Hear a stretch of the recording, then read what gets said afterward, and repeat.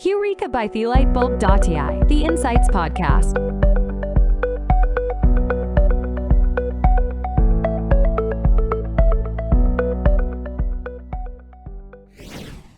Hi, Rajesh, and welcome to the second episode of the Heureka, the Insights podcast. We are super thrilled to have you here with us today.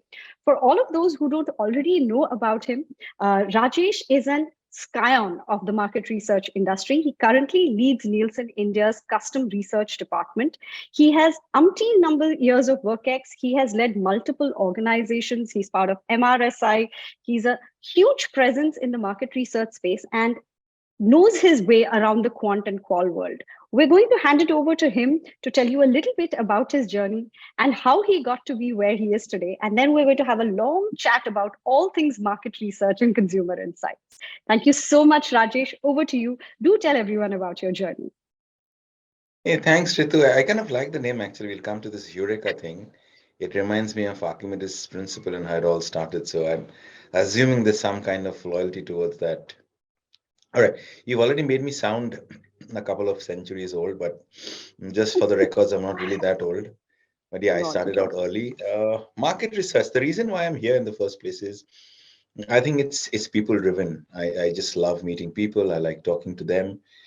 And I personally believe that learning actually happens outside of a classroom. And the more you meet people and the more you kind of engage with them, I guess that's the right use of word. You engage with them. You get to learn a lot of things. And I think I've been blessed and fortunate to meet people, peers, seniors, colleagues, co-workers who I've just been able to soak in things from, learn a lot, and that learning never stops. And that's why I am where I am and doing what I like to do most, which is research. And yeah, we all know research has typically broadly two phases in qual and quant. I, of course, I'm a little biased towards the qual part because technically I get to spend more time with people and I can actually uncover hidden secrets when we do the qual studies. But yeah, I think that's more interesting and engaging because after a point of time, the veils kind of peel off the way you'd peel off an onion's layers, and you actually reach into a person and try and figure out what makes her or him tick. And that's, I think, the genesis of great understanding of people, which translates into business objectives. Because without people and without objectives, I think no business is really worth its salt. So that's a quick little thing. As far as a little bit about me is concerned, I'm born and brought up in Kolkata. I studied there. I studied economics as one of my postgraduate courses. I spent a small stint in the London School of Economics as an exchange student. Very lucky because the guy who actually had to go couldn't make it. So I came in second and I've been lucky that way. Fate has been kind and even my feet are on wood now since I can't touch it. But yeah, so I studied, I finished my post graduation in economics, came back to Calcutta and didn't rush into a job immediately. My father was one of the first users of the mainframe computer a very long time ago in 96, 97. He taught the country two languages of computer called COBOL and Fortran rather. And that's why when people talk about being digitally native, I said like I was digitally native since 96, I guess, or 97. So spent a lot of time learning things with him, though I can only spell coding as far as the computer is concerned. I'm good at spellings. I'm nowhere near that. I can't even write a line of code. But yeah, I think I was introduced to the computer very, very long time ago and possibly seen and witnessed the journey it has kind of traversed in the last, what, 25, 27 years in India at least, maybe a little more outside the country. Came to Bombay, started my career with a gentleman called Lalit Modi. Worked with him for 4 full years, part of the fashion TV, Hallmark, Kermit, FTV bars in Bangalore. That was the first 4 years of my career into content, sales, marketing. It was a great learning ground from Lalit. Fabulous supervisor, great boss, and even greater human being. Moved out to Radio City between 2003 and 5. And I think that's where the research bug in its own way bit me. Because as radio station, we're always trying to understand songs, artists, mood, and time. Now, how do you kind of balance those four things, And how do songs set the mood or does mood dictate the song? and vice versa. There's a huge symbiotic relationship between that. And I think that's where this journey of research started, trying to understand why people listen to what they listen and at what time and who they listen to, beats and tempos and all of that. And I found it to be quite fascinating. And there was a very large amount of qual research involved because we actually spend time with respondents. So that's the research journey. From there, I moved to a company called UTV. I led Hangama TV. There's a character called Shinshan, which a lot of kids have grown up to. I have that stigma, to be honest, of getting Shinshan to this country from Tokyo, but I guess all's well that ends well. Hangama did well, got sold out to Disney. And there I made a shift into from like media, moved into finance. I joined a bank called DCB Bank. And that's where my whole largest stint with product research and market research and building products from research started. And that's been the journey. So till about 2017, 2018, I've been on the other side as a marketer, as a business head, but always using research to kind of define and focus and sharpen whatever I've learned.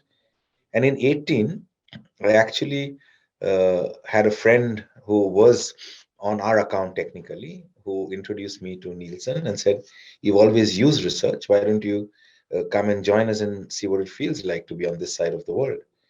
And so that was my first agency experience. I joined a company which is now called Nielsen IQ. There it was only one.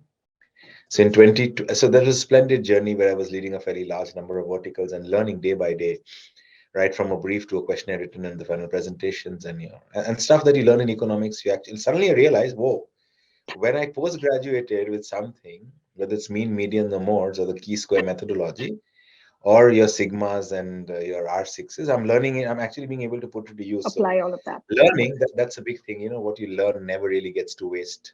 It's something that stays with you. So and then all COVID hit us and there were large restructurings happening. So I moved out of Nielsen IQ. Now it's called IQ. It was just called Nielsen then. I did my own thing for a year, and in 2021, I guess in May, I came back to Nielsen Media, and it's been a splendid journey so far. So that, in a nutshell, is what I've done for the last just about 20 years. I'm not really old. I started when I was 16, so I'm just 36, guys. And you look even younger than that. No, but thank you so Ah, much. That was such a nice, succinct, and precise recap. And what is fascinating for me is that you're perhaps one of the few researchers that we've met during, our podcast journey and the ebook journey, where you've spent time on both sides of the table. Very often, researchers are born and bred in the industry, and they understand everything to do about the research. But very few of them actually understand the business imperatives, as in carrying the KPIs. Understanding them versus being responsible for them is two different spaces, and that's, I'm sure, that brings a great deal of business focus to the way you structure and plan your research and the kind of outputs that can then funnel back into the businesses themselves.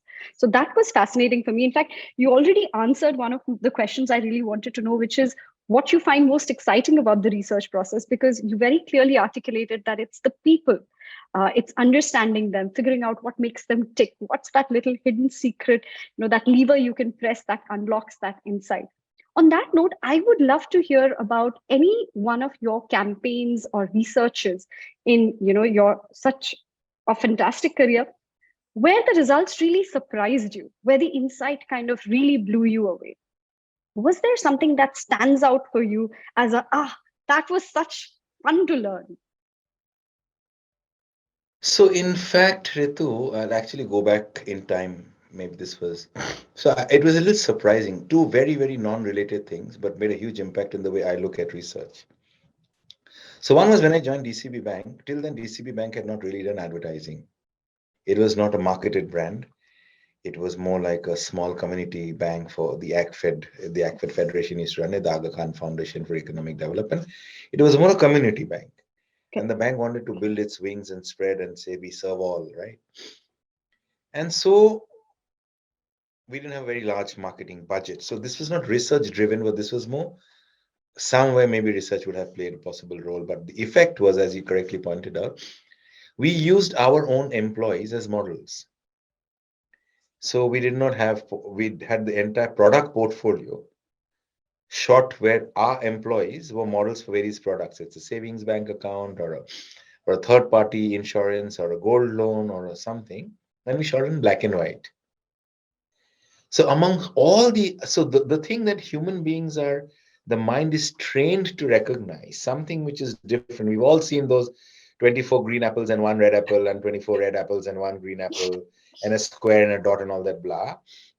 And that's really true. In sense, we are wired in such a way that if you see a beautiful face and there is a dark spot on it, you forget the face and focus on the spot. Correct. So that's a learning that we took advantage of, and our entire campaign ran black and white with besides hoardings, we paid the outdoor guys a little extra money. Besides hoardings that were very rich in color. To So you have, show up and the that was the time, contrast. yes, and that was the time when the Jet Airways and Kingfisher war was happening on outdoor stuff. Yeah. And in the middle of all of this, we knew people would be anyway drawn towards it. We had beautiful black and white DCB Bank ads. And the brand lifts that we had, and more importantly, the business inquiries that we had. See, at the end of the day, what is business? It's an opportunity to serve. I believe that's the only way I look at it. It's an opportunity to serve. If you do well, customers will allow you more opportunities to serve them. And if your depth and width increase, you're with them forever. If not, you're with them on that little line forever. Correct. If you have more depth, if you have width, you kind of encompass the life journeys. So that taught us that if you are able to understand what triggers a consumer, and here it Correct. was a simple case of color, as in black and white are also colors, we kind of tend to negate that. So we say color and black and white, but black and white are also two Our colors. colors. We kind of miss that out in our daily conundrum. So you use two colors, black and white, against plethoras of colors. And we had a fairly large number of enquiries, which set us going with a first asset-based campaign. So that's number one. And while I talk so much about number one, I think I forgot about number two. So, oh yes. So this was also while I was in DCB Bank. We were doing an audit, a research audit about the state of our branches. The reason why these memories are so sharp is that's where I actually started using research much more deeper than maybe in the past, which was the Radio City kind of activity.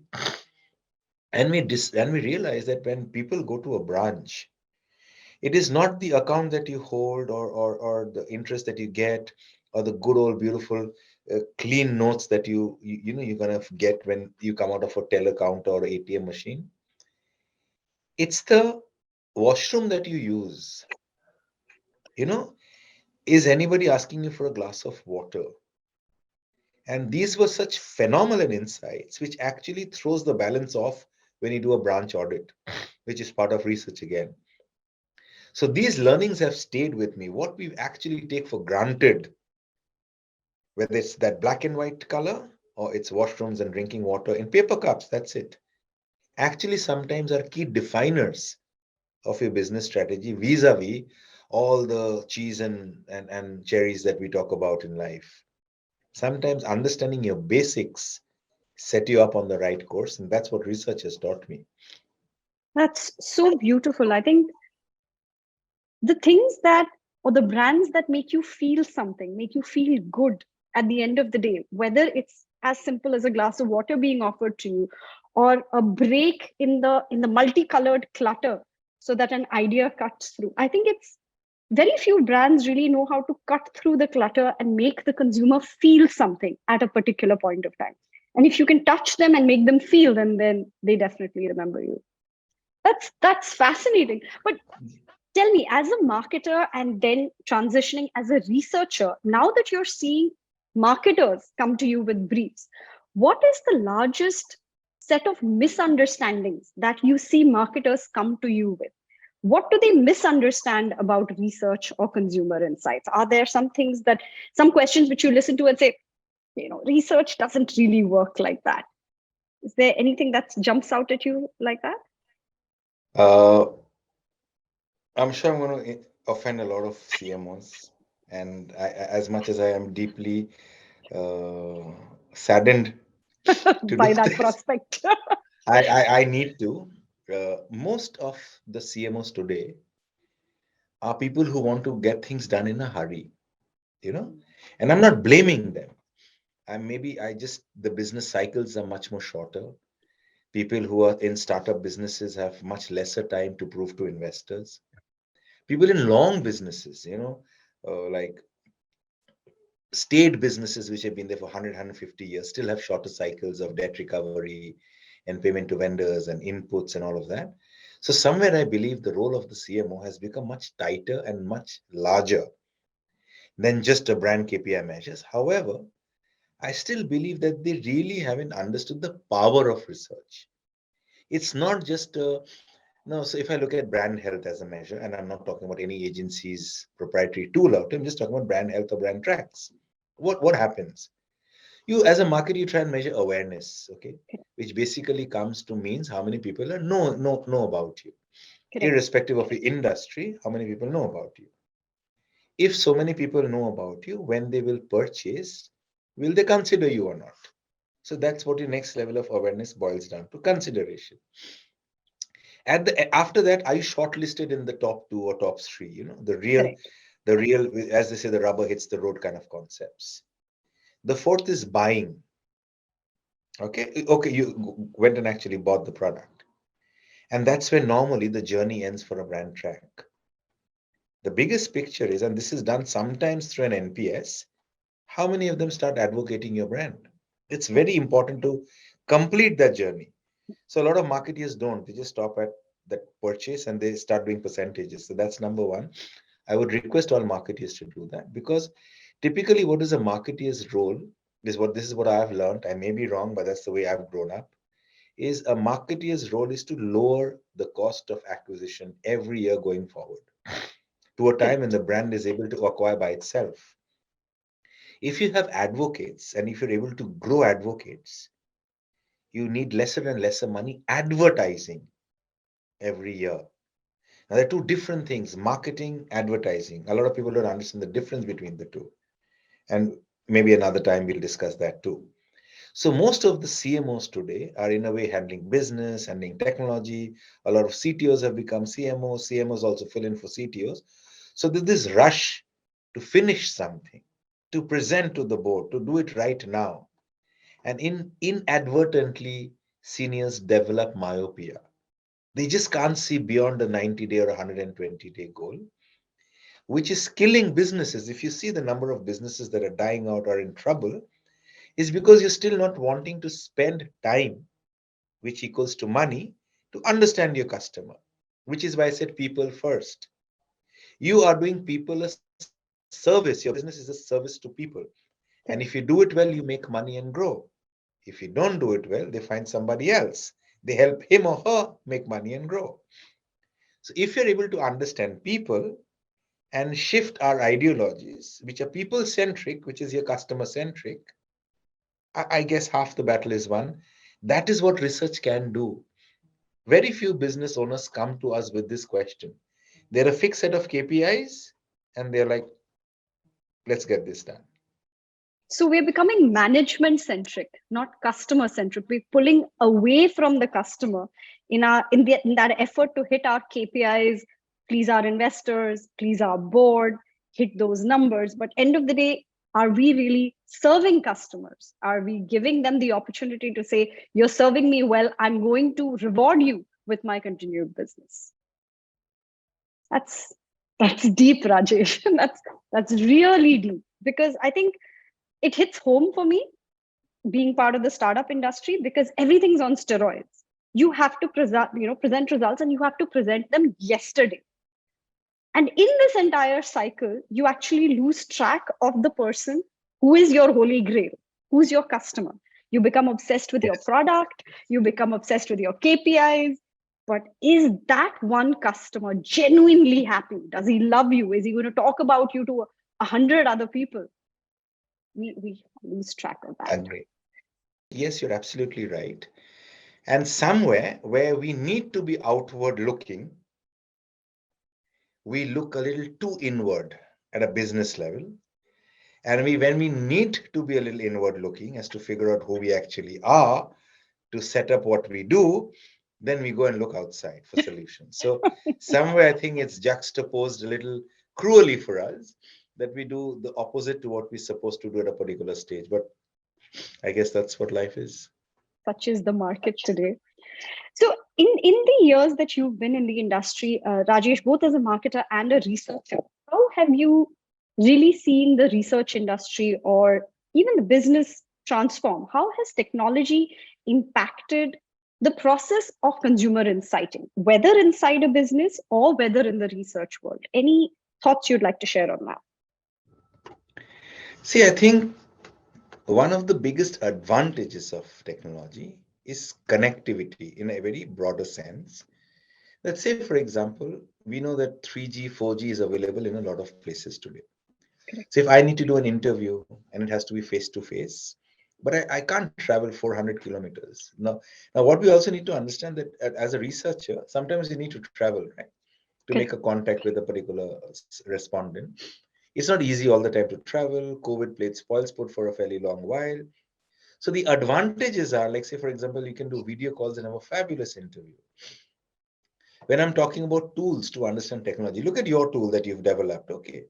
Now I'm doing a call with you right now, and I may squint my eyebrows and you may smile, and I may assume Ritu's like happily smiling at what I said, but Ritu may actually be thinking of something else and smiling. Even as a moderator, I'm not able to guess that. But your tool out here actually helps us understand that. Somebody else's tool may help us understand something different. Okay. So I think technology, and I think if you look at even the mobile phone, okay. So we are doing a study for a US based company which talks about the relationship between a mobile phone, a child, and the parents. It's fabulous. We're just starting it. It's crazy. The point is, if you're able to understand and not misuse technology, I think it's fabulous. Like if there's no technology, we wouldn't be having this conversation. You would have to meet me, I would have to meet you, would have a camera.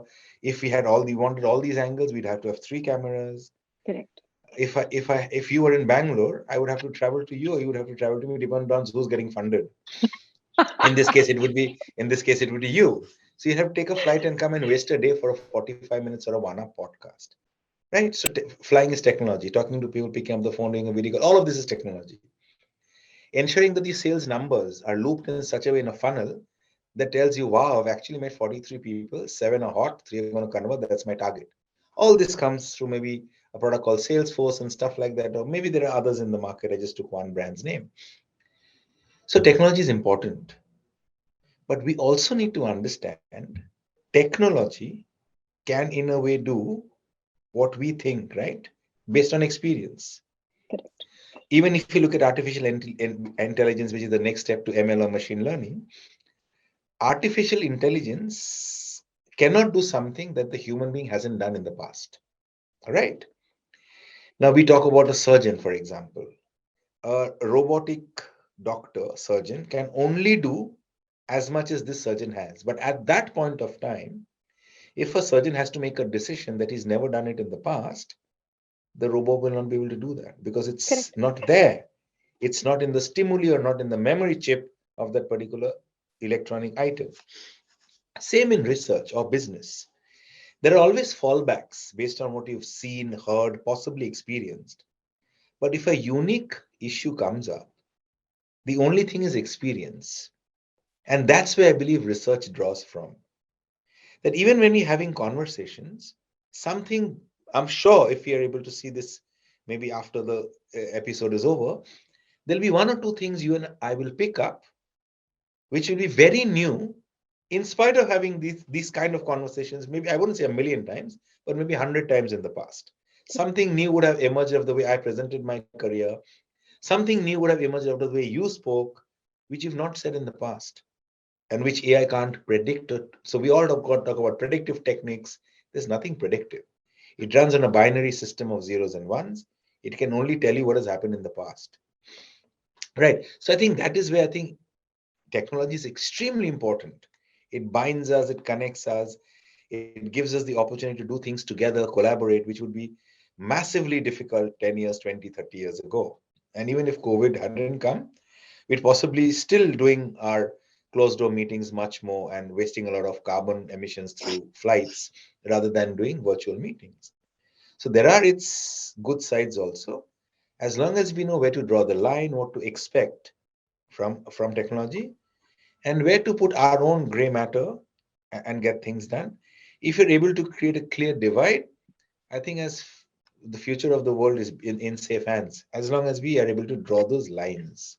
Which is very critical. I think what you said about AI or all of these new predictive technologies working on precedent is critical. I think the biggest fear today is that AI will replace humans, but to do something, as you very rightly said, which is original, based on experience, spinning from that experience, but still a flight of fancy, a leap of faith, that AI and technology is not capable of. It can support you, it can do the scut work once you've established the boundaries of that work.